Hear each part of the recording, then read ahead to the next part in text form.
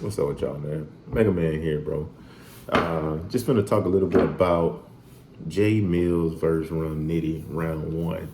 So Rum Nitty dropped his diss record to towards Jae Millz. It's called the Repass. And then Jae Millz responded with his record called War. And I was saying that I think Rum Nitty's diss track is better.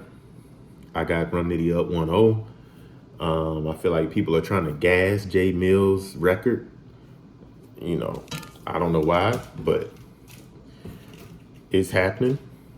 And somebody was like, okay, so you're saying that Rum Nitty's track is better.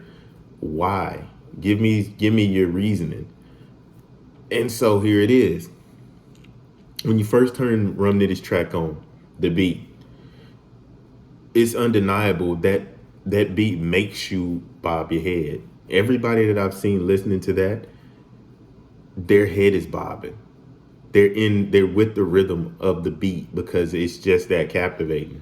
Not only that, Rum Nitty's first opening bar, Millz in the hospital feeding tubes and Millz going through it, fire. Something we've never heard before. Out of all the Millz flips, I had not have heard that one before. Even more so, the reference of that bar as a writer makes individuals think of more references that fall off of that.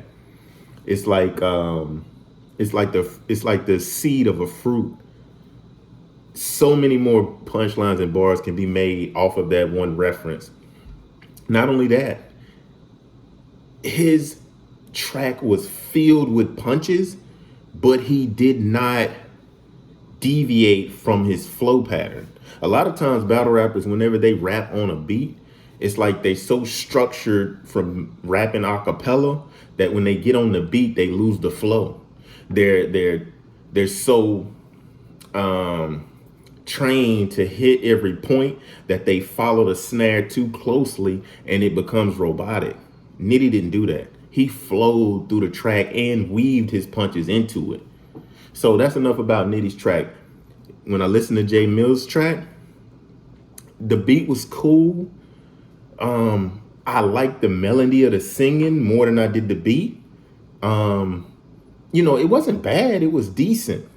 But one thing I did notice with Jae Millz' track, his punches were low-hanging fruit punches. They were surface level. He did a lot of name dropping. His punches were just out of thin air, like, oh, it's finna get hot in here, Nelly. You know what I mean? He even said an old punch that I feel like had been said a bunch of different times. What'd he say? It feels like you're not gonna get no air. Chris Brown and Jordan Sparks. Like, come on, man. What are we doing? Now, one thing Jae Millz does have, he has the flexibility to flow in many different types of ways and get into a whole bunch of different types of pockets, which he did do on that. But when it comes to the content and the impact on Nitty, he really didn't affect Nitty. I mean, everybody knows, okay, he had fake Jordans. We know that. So you can't say, oh, you wear fake Jordans. We know that, unless you're gonna tie that into something that actually hurts him. And what I mean when I say that is tie that to his philosophy or his morality as a person.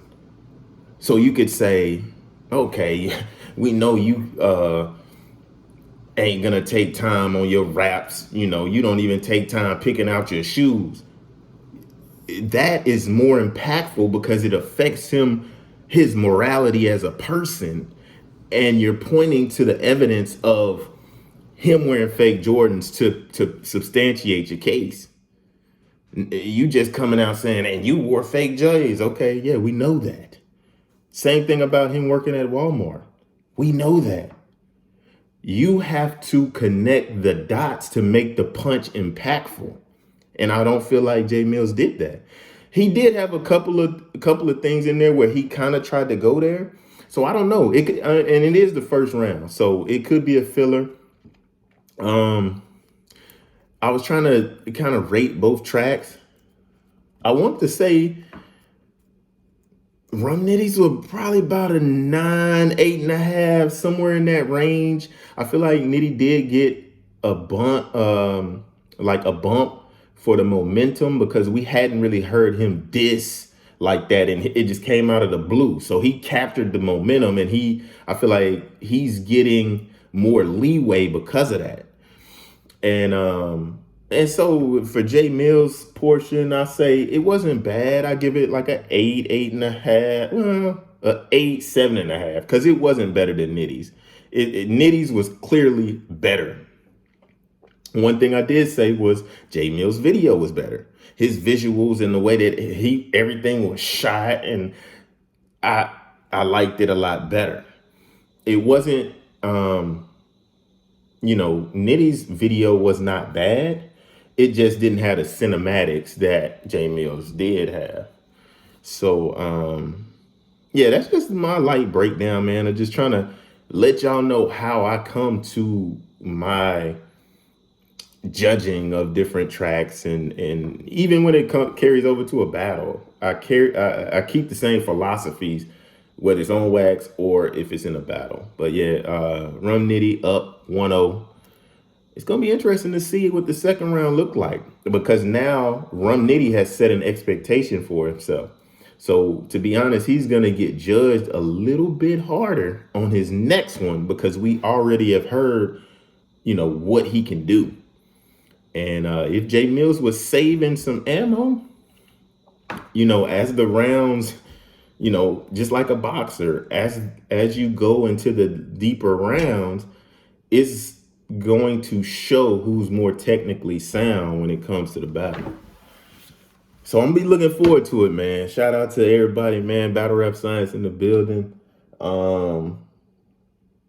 Yeah.